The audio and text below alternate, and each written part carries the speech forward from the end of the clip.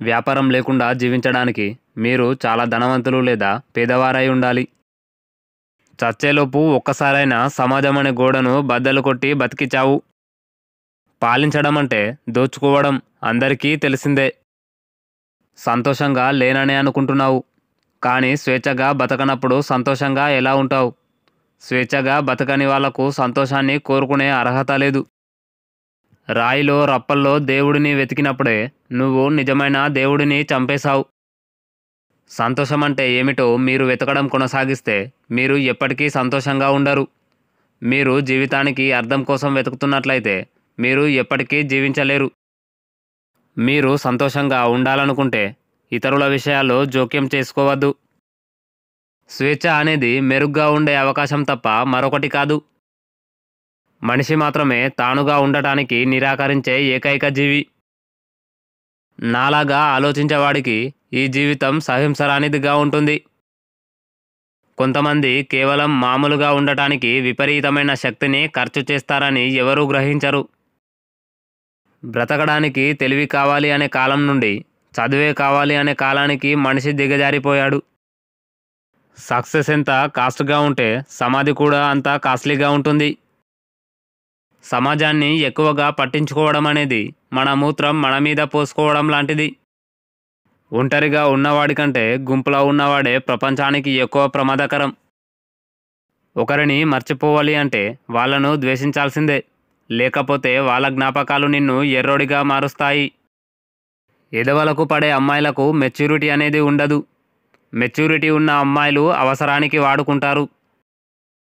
పుట్టుకతోనే దేవుడు నీ తలరాతను నిర్ణయించినప్పుడు దేవుడిని నాకు ఏదో ఇవ్వు అని అడగడం శుద్ధ దండగా. నా వెనక నడవద్దు, నేను నడిపించలేను. నా ముందు నడవద్దు, నేను అనుసరించకపోవచ్చు. నా పక్కన నడవండి మరియు నా స్నేహితుడిగా ఉండండి. మీకు ఏమి తెలియదని తెలుసుకోవడమే నిజమైన జ్ఞానం. సెక్స్ అనేది కేవలం సుఖం కోసమే, పిల్లల కోసం కాదు. ఒకవేళ నిజంగా పిల్లల కోసమే అయితే ముసలి వయసు వరకు ఎందుకు సెక్స్లో మునిగి తేలుతున్నట్టు? శీతాకాలపు లోతులో నాలో ఒక అజేయమైన వేసవి ఉందని నేను చివరకు తెలుసుకున్నాను. ఒక నిర్దిష్ట వయసు తర్వాత ప్రతి మనిషి తన ముఖానికి బాధ్యత వహిస్తాడు. మీరు ఎవరికైనా ఇవ్వగల గొప్ప బహుమతి మీ సమయం. ఎందుకంటే మీరు మీ సమయాన్ని ఇచ్చినప్పుడు మీరు మీ జీవితంలో కొంత భాగాన్ని ఇస్తున్నారు. ఒకరిని ప్రేమించడం అంటే వారిని మార్చడానికి ప్రయత్నించకుండా వారు ఎవరూ అంగీకరించడం. ప్రేమ యొక్క అత్యంత లోతైన రూపం షరతులు లేని ప్రేమ. ప్రేమ మాత్రమే శత్రువుని స్నేహితుడిగా మార్చగల ఏకైక శక్తి. నువ్వు చేసిన తప్పుల వల్ల బాధపడిన వారు క్షమించాలి గాని దేవుడు క్షమించడం ఏంటి? అనవసరపు వ్యక్తుల దగ్గర అనవసరపు విషయాలకు ఇగో చూపించడం అనేది బుర్ర తక్కువ పని. ఇగో చూపించడానికి కూడా అవతలి వాళ్లకు అర్హత ఉండాలి. మనిషికి ఉన్న వ్యాధులలో ప్రేమ అనే వ్యాధి అన్నిటికన్నా ప్రమాదకరమైనది. ఎందుకంటే దానికంటూ ఎలాంటి నియమాలు లేవు కాబట్టి. నీకోసం నువ్వు ఏడవడం మానేసి పక్కనోడి కోసం ఏడుస్తున్నావు. పక్కనోడేమో వాడి కోసం ఏడుస్తున్న వారిని వదిలేసి వాడిని వదిలేసిన వాళ్ళ కోసం ఏడుస్తున్నాడు. మగాడి ప్రేమ ఆడదాన్ని తల్లిలా మార్చేది కాకుండా తెలివైనదిగా మార్చేలా ఉండాలి. అప్పుడే శక్తివంతమైన ఆడది పుడుతుంది.